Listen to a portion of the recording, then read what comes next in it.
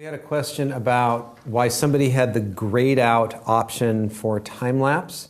There could be a number of things, and I wasn't able to figure out. One option is that your camera is in the self-timer mode, and the other option is if your camera is in the mirror lockup mode, you can't do it because the camera is limited going from one shot to the next.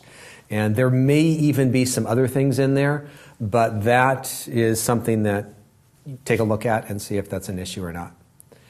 Okay, so we had finished up with Group B of the custom menu, and now we are getting to Group C, which deals with things like the timers and the auto exposure lock feature. So first off, shutter release button AEL off. What this means is that when you press the shutter release button, the auto exposure lock feature is not working of the shutter release button. You can turn it on, and when you press down on the shutter release, it locks the exposure. And this isn't the way most photographers have their camera set up. They want to lock focus, but they don't want to lock exposure. If they want to lock exposure, there's a button on the back of the camera for that. But some people prefer to have it up here. Thus, the customization. Choose at your own will. Standby timer. I told you at the very beginning of the class that the camera wants to shut down and take a nap after about 6 seconds. And if you want that to be a longer period of time, you can go into the standby timer and choose a longer or perhaps even a shorter period of time. The self-timer, normally people have this set at 10 seconds. It's enough time to run around and get in the picture there themselves. But if you prefer to have a shorter self-timer, for instance, for use on a tripod, you just need a 2-second delay. You can set it to 2, 5, 10, 20. Or you can also set it, kind of separate with all of those, to take a series of shots. So let's say you're going to take a picture of you and your group of friends. Well, if you have a group of friends, there's a really good chance that someone's going to blink or do something stupid, right, in one of those shots. You're going to do it, right? And so what you can do is you can actually say wait 10 or 20 seconds, and then it will take 3 or 4 shots. So you can choose anything between 1 and 9 pictures, and then you can actually choose the interval between the shots from a half second to every 3 seconds, so you could move into a different position or do a different crazy face in every picture. So there's a lot of little options that you can get in there under the self-timer. Next up, monitor off delay. There are a number of reasons that the monitor turns on in the back of the camera. When you play back an image, when you're looking at menus, when you have the information screen up, when you're in live view, and you can go in and you can customize how long these stay on. The longer they stay on, it might be more convenient, but it uses more battery life, so you'll need to draw a balance as to what you think is appropriate. The settings that it comes with right now are pretty good, but you can change them. Remote on duration. If you do get the wireless remote, the camera needs to stay on and active looking for a remote, and that uses up battery power. So once again, this is kind of a compromise with the battery. If you do get the remote and you need it on for a longer period of time, you can leave this on if necessary. All right, moving on to the next grouping of features, general shooting and display options. When you get the camera from the factory, it has this very annoying and amateurish sound of beep beep every time it focuses. And if you want to be a little bit more discreet about your shooting, I would recommend turning this off. It can be a little irritating in quiet environments when you're doing a lot of autofocusing, because this beep beep will be going on and off. And so once you get used to the camera, you can turn it off. Maybe at the beginning it's good to leave it on just as a confirmation that the camera is focusing, but after a few weeks of shooting it with it, you should be able to be doing it without the sound. If you want, you can turn on a grid display in the viewfinder. We talked about this when we talked about the display. I generally like to leave my screen as clutter-free as possible, but I do find this to be helpful in some situations, so it's something that you may want to turn on from time to time. See if it works for your photography. All right, we've talked about this a couple of times. Had a question from the audience about this. The ISO display and adjustment. And so normally it's going to show you the number of pictures you have left. And when you have 487 pictures, you don't run out of pictures too frequently. And so what you can do is you can switch it over to show you the ISO. And so I highly recommend changing D3 to show ISO because ISO is much more important in the shot-to-shot picture taking than having hundreds of pictures left. Screen tips. All right, these are the automatic little helpful screen tips that come on as you're navigating through the menu and through different features of the camera, especially in the information screen. And for the newcomer to the camera, this is quite helpful, but once you get used to this, they just get in the way of you looking at what you want to look at. And so for the more advanced users, I recommend turning this off. For the new user, leave it on for a little bit and then come back and turn this off when you watch this class for the second time to squeeze as much information out of it as possible. The high speed on the camera will shoot at 6 frames per second. You can select how fast or how slow the continuous low mode is. Most people leave it at 3 frames per second, but it is adjustable. I really don't know why, but Nikon has a continuous release of 100 as the maximum number of shots you can shoot in a row. You can choose a shorter number if you want. Most people don't change this.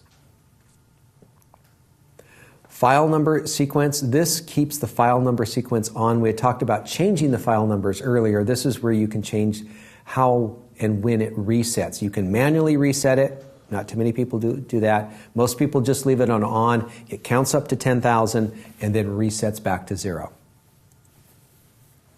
Moving down to D8, information display. In auto, what happens on the back of your camera is that the display will show you white on black or black on white, depending on how bright or dark the area around the camera is, and it will automatically switch back and forth. If you prefer one style of lettering over the other, you can manually set it to black lettering or white lettering. Totally your choice on this part, but auto seems to be fine for a lot of people. LCD illumination. If you rotate the on-off a little bit further, you will actually turn on a light on the top control panel. And that's all it will do. If you want to turn this on, it will also turn on the back screen of the camera as well. And so if you want everything lit up at the same time, you could turn this on. If you do want to just turn on the back of the camera, there is an info button that you can turn on for that. So this is just simply linking the two screens together in the illumination. Next up, exposure delay mode would be more of what I would call a scientific mode. This is where the exposure is delayed by 1, 2, or 3 seconds. Most of this time, this would be done for vibration reduction so that it doesn't have any mirror shake going on. It might be used in a scientific environment, potentially for product photography or landscape photography, but not useful for most people. Flash warning, if you recall, inside the viewfinder there was a lightning bolt that turned on every time you were under low light conditions. If you do a lot of low light shooting, it's irritating that this lightning bolt is constantly blinking at you. And so the more advanced users might want to turn it off. The beginning users might want to leave it turned on as a helpful reminder that they're in a danger zone. If you get the vertical grip, you can select which battery you are using first, the one in the camera or the one in the grip. Normally you're going to use the one in the grip first. Battery type. So let's go back to D12, MBD15. That's the vertical grip. What type of battery is in there? There is a different choice for the rechargeable battery, for AA batteries, and for lithium AA batteries. If you're going to be using the rechargeable batteries, that's the LR6. Then you can choose which battery gets used first, because when you put the vertical grip on the camera, what happens is one battery is in the camera, another battery is in the grip down below, and that's the one that's a lot easier to replace. So that's the one that you want to use first, and that's why you want it at MBD15. So in general, there's no changes you need to make here, but that's the way things work. Bracketing and flash. All right, so flash sync speed, the fastest sync speed is 2/50th of a second for use with TTL flash. Now you can go faster to 3/20th, but it's not going to be TTL flash. If you need it, you can go there, but most people don't want to do this. Some people even want to slow the flash sync down. There's not a lot of benefit to the day-to-day user, and so I would leave this at 1/250th of a second. Now the flash shutter speed that actually gets used when you pop up the flash is in many ways dependent very much on your skill level of holding the camera steady. For a basic photographer, around a 30th or a 60th of a second would be a very safe bet. For me, I might have it as low as 1/8 or 1/4 of a second, because I can reasonably handhold the camera at an 1/8 or 1/4 of a second with a little bit of help from the flash. And so it depends on the look that you want from your images, because the slower the shutter speed, the more ambient light it's going to let in. But you got to be really careful about the way you hold the camera and when you're using those slower shutter speeds. All right, we had a question earlier from someone in the audience about using the camera with off-camera flashes. And that is a fun and interesting area, and that is the subject of completely separate 5-hour classes that we don't have time to get into here. But this little E3 here is what I call a rabbit hole.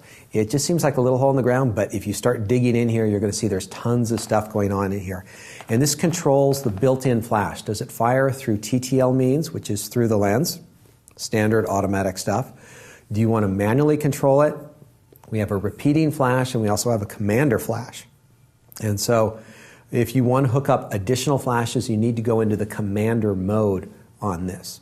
The repeating mode allows you to have the flash fire, well, let's just say like a disco strobe, fires repeatedly very quickly for special effects. The commander mode allows you to go in and set this as the commander and having different groups under different channels. So you could have lights over here that are doing one thing, lights over here that are doing something else. And Nikon would love you to death if you went out and just purchased like a dozen of their SB910s at $500 a pop and created an entire studio with these off-camera flashes. And there's some fun stuff you can do, albeit it gets a little pricey.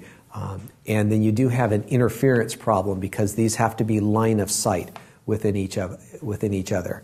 So there it's a little bit tricky to work with, but can be a lot of fun to get some really creative, interesting, better quality images than with the built-in flash. And so play around. If you do have one of the external Nikon flashes, there's some great stuff in here.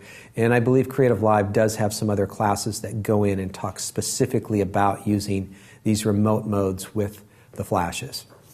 We actually just had an amazing class with Mike Fulton and Cody Clinton on TTL. So check that out, everyone, as well. And we'll drop the links in the chat rooms. But yeah, it was really, really good. So that was a good TTL. one. And I think Mark Wallace also has a pretty good class on the flashes as well. So I'm sorry we can't discuss everything here. We are limited in time and scope.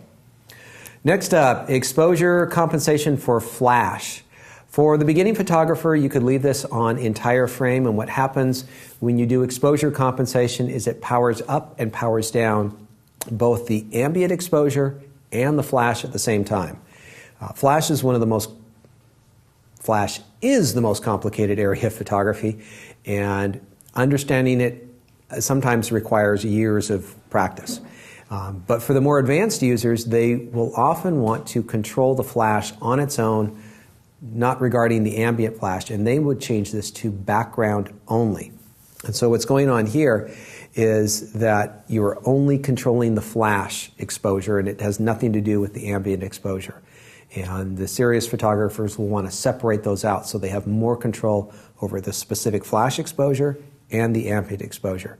If you're not sure about this all, just leave it in entire frame and let it do its thing, and you will get to this eventually. Modeling flash. On this one here, when you press the depth of field button, I don't know if this will work very well on video. Let me try to do this. So I'm going to turn the flash on, and if I press the depth of field button, which is this button up here, the flash is going to do a little strobe. And I don't know how well you can see that on video. And what this is doing for me, the photographer, is I can see, well, what the shadows are. And so where are the shadows? It is a great way to kill the batteries, a great way to annoy subjects. If you do lose your keys, you can always look for your keys on the floor with this. It doesn't last very long. It's not a great flashlight. But if you accidentally hit that button a lot, you can turn this feature off because it can be annoying if you don't want it. But it's fine as far as I'm concerned. Auto bracketing set. We've talked about bracketing because it's the little button over here on the side of the camera. Normally bracketing is done for exposure reasons. You want to shoot a light exposure, a normal, and a dark exposure. But we can do much more than just exposure. We can do exposure and flash. We can do white balance. We can do active D-lighting where it uses different types of active D-lighting within the exposure. And knock yourself out, have some fun. Most people just leave this on AE and flash, or AE only actually. And so dealing with the exposure, the auto exposure is the normal setting. But you can set it to anything else that you need to here. Next up, bracketing order. Okay, so when you shoot the bracketing series, the normal sequence of events is to shoot the metered exposure first, and then the underexposure, and then the overexposure.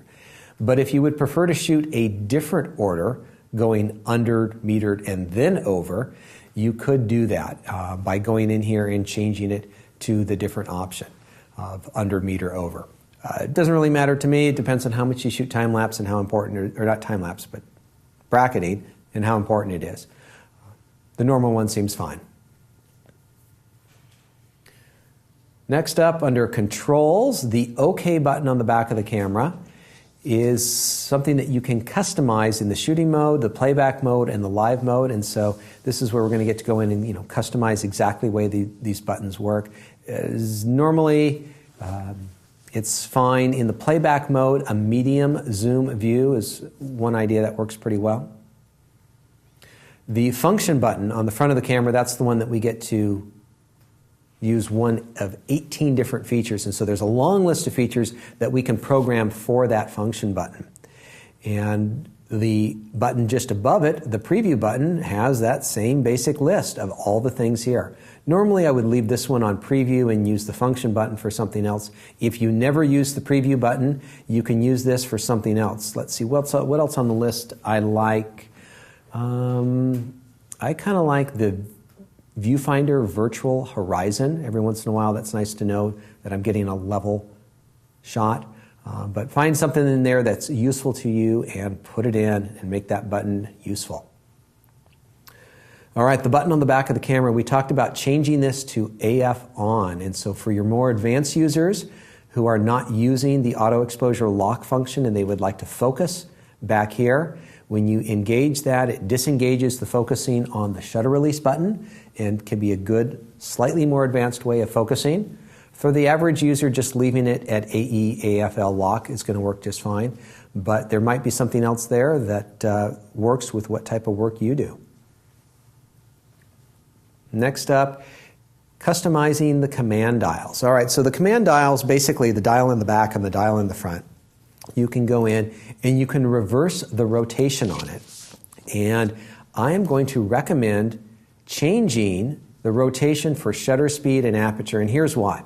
When you look in the viewfinder and the meter says you're too bright, as you can see on screen here, it's lit up to the right.